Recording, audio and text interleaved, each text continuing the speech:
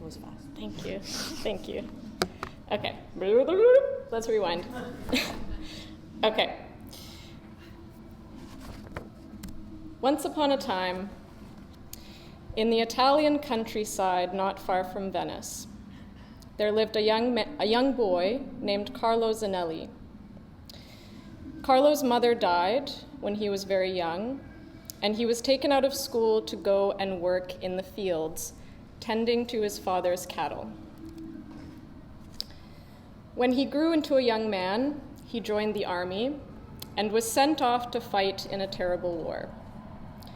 But he returned after just 2 months, and anyone who knew Carlo could tell that something was very wrong. He behaved strangely and refused to utter a single word. They tried to cure him with electricity, but that didn't work. And so he was sent away to an asylum with high walls and locks on the doors. And there he would stay, hidden from the world. One day, Carlo picked up a stone from the ground and began to draw on the walls. The nurses told him to stop, but Carlo couldn't stop. He wanted to draw everywhere, on anything. After a while, the doctors realized it kept him quiet, and so they gave him some broken pencils and left him to it. Then one day, a rich artist arrived. He had come to the hospital to cure his fondness for whiskey. He saw what Carlo was doing with rudimentary tools and was outraged, saying, "This man is an artist. You must let him create." And so the rich artist built a studio inside the asylum with good brushes and plenty of paint. Carlo Zanelli may have been unable to talk, but something else poured out of him. The purpose of sharing this story is not to present a rationale for funding state-of-the-art studios in hospitals, although that would be very nice. What strikes me about Carlo's story is that first impulse to put what was here and here out there, to use whatever materials were at hand, in this case, a stone and the wall. It's an example of what it means to be inherently creative. Carlo didn't decide he was going to be an artist. He was compelled to make something, to communicate in this particular way. And this is why I've titled my contribution to this panel, Rediscovering the Human Through Visual Art. There is something inherent to our human nature about creativity, even in its smallest expressions. We can just look at our earliest ancestors who were using art making functionally, therapeutically, and even to improve their chances of survival. So take the example of the Lascaux cave paintings.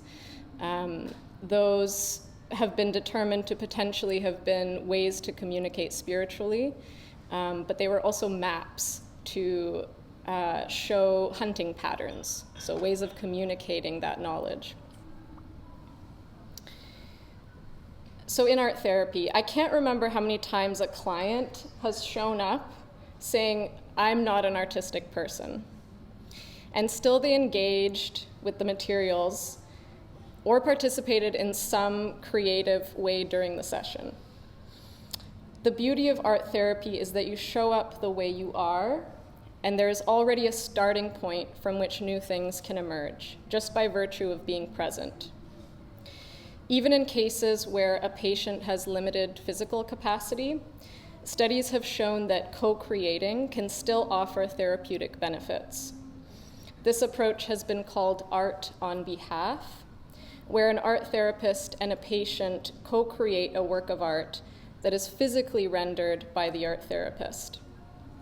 So seeing one's own ideas condensed into an artwork that can be changed as things progress may provide an experience of feeling heard and understood, something akin to Winnicott's notion of holding. you can ask a psychologist or a psychiatrist in the room who D.W. Winnicott was, if you'd like. But I won't get into that here. I think of some of the older adults I've worked with in long-term care. Many of them were dealing with loneliness and depression on top of other mobility and or neurocognitive issues. So gathering together to make something tangible was a way of addressing that loneliness through connection and stimulation. And in one session, we used magazines to create collages. So one participant, we'll call her Jenny, preferred not to make a collage, but she did hone in on one particular image from a magazine. It was a photo of a woman hiking through the mountains. For her, this sparked a flood of memories of her own travel expeditions when she was younger. Something she hadn't thought about in who knows how long suddenly became the impetus for a long narrative that energized her. Jenny was no longer able to hike the mountains of Europe like she used to, but her recollection brought forth a renewed sense of self. Right now I'm doing a practicum at Bereaved Families Ontario. The screen is blank because I want you to look at me and listen to me. So we facilitate art therapy groups for coping with grief, so 8 people per group in a program that runs for 8 weeks. Some of the deaths that are being grieved were traumatic, like homicide and suicide. Some of the relationships with the deceased were really complicated. But in all cases, they're asking themselves those perennial questions. Why am I suffering? What is the meaning of this suffering? And who will stay with me? When we suffer, we either turn inward and view our suffering as a personal assault, or we seek out unity with others who are also suffering. We can look at these questions through the lens of maybe a self-serving attitude, or we can look at them as a way to connect with others. At last year's MedConference, Amanda Achtman gave the keynote, and during her talk, she posed a question for all of us to reflect on. Where does my suffering intersect with the needs of the world? When I think of this question, the word that comes to mind is accompaniment, and we've heard that word a lot throughout this weekend. Accompaniment, so walking alongside. When I visualize the question, I see a literal intersection that probably comes as no surprise, coming from a visual person, an artist. And when I rearrange that intersection, it forms a path, or maybe 2 beings traveling together in the same direction. And I realized after I drew this out for myself, more as a memory tool than anything else, that it resembles Giussani's graph, the line that goes up and then the lines that go down.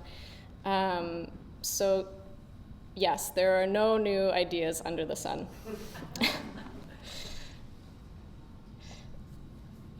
So in that same talk that Amanda gave, is Amanda here? Sorry, I'm so embarrassed. I'm like a huge fan.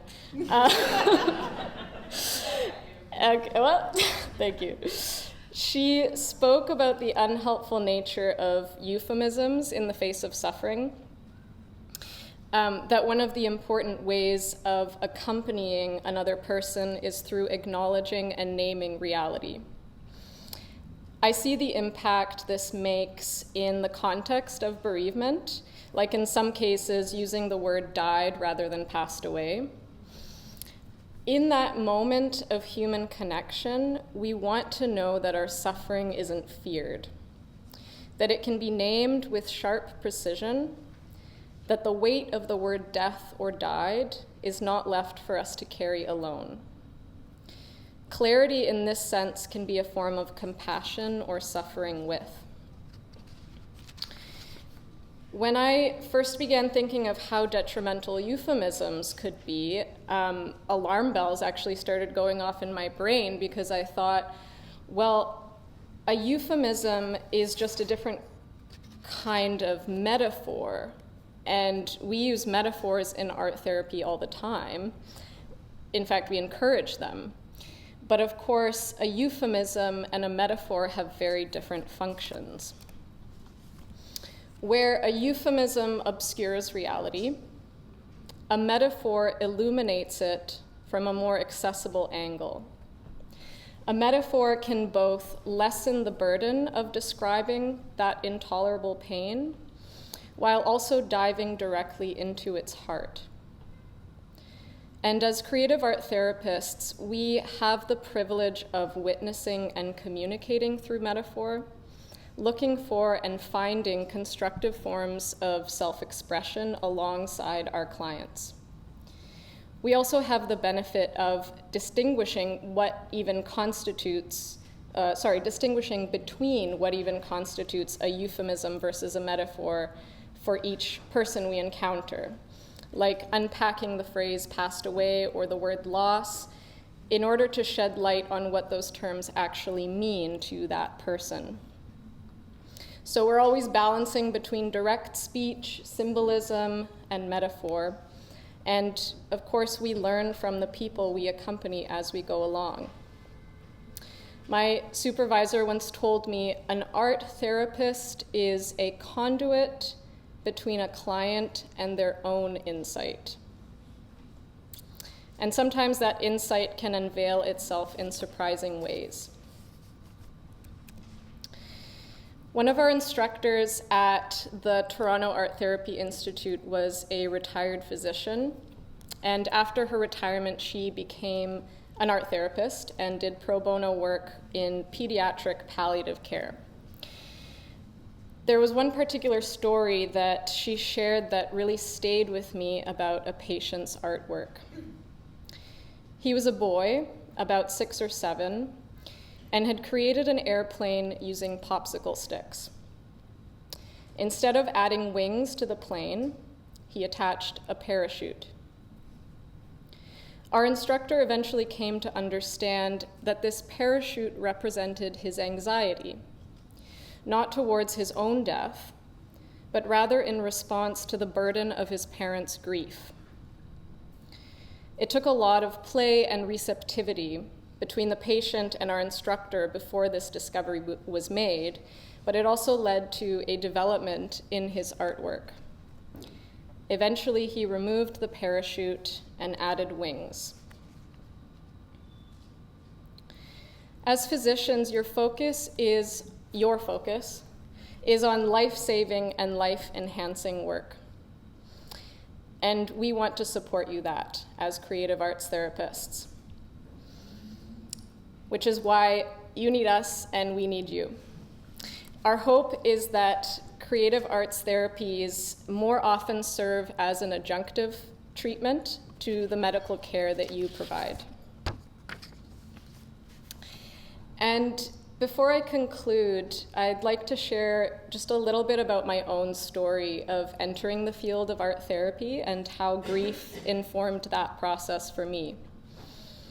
In November of 2022, 9 months after the ongoing war in Ukraine erupted, I published a graphic novel about the Holodomor, so the famine genocide that happened in Ukraine in the 1930s. That same month, I was invited by CBC.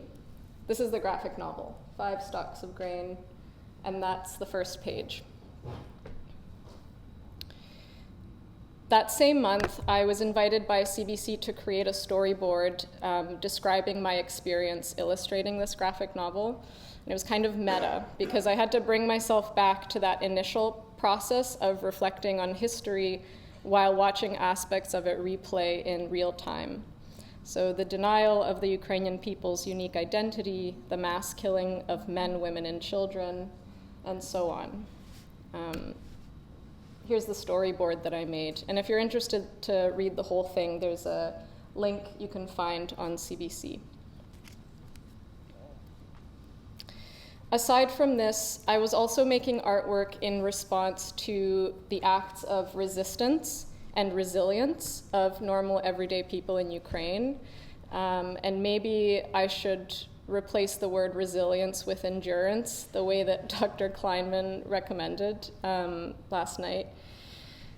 So from the tractor pulling away a 50-ton tank in the left-hand corner, to an older woman throwing her jar of pickled tomatoes to knock down a drone, to the woman who stood up to a soldier with her sunflower seeds. One of my last drawings in this series was a woman who gave birth in the Kyiv metro. All of these stories were true, and yet all of them held so much more power in their symbolism. Contributing these vignettes while watching as other Ukrainian artists produce their own work made me realize the importance of what I was doing and what we were all doing. Yes, we used our art for activism, for raising humanitarian aid, but we were also giving form to compassion. To me, this was a way of engaging in art therapeutically. It was a way of grieving together across time and space, and also reflecting together on family, culture, history, and what it means to be human when there's so much opportunity to be inhumane. The question of vocation suddenly became more acute when all these factors were at play. My own pain, my interest in art, my hope for healing, not just for myself, but for the world. So I asked myself, can art help people? Can it act as a mirror to the soul? Does it have the capacity to surprise and enlighten its own creator? If an art therapist is a conduit between a client and their own insight, then yes, art can do all of that.